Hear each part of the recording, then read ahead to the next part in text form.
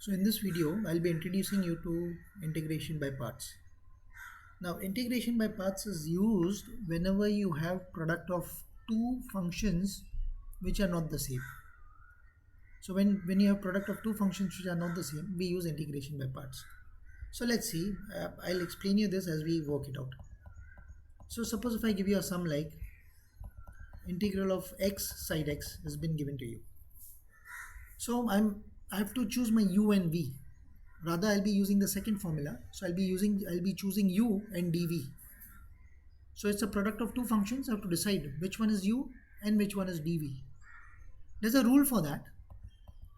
So we choose u according to the rule of Liath. Now Liath is an acronym for log I is inverse. So if you have a log multiplied by inverse function, you'll prefer u being the log function.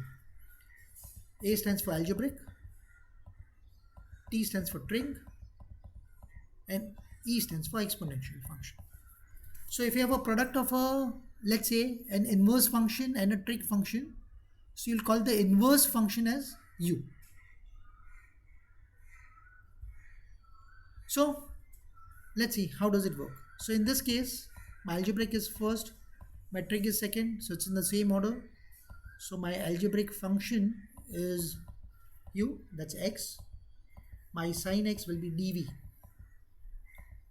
Now I'm using the second formula as I said. So I have u, I have dv. I need a v and I need a du.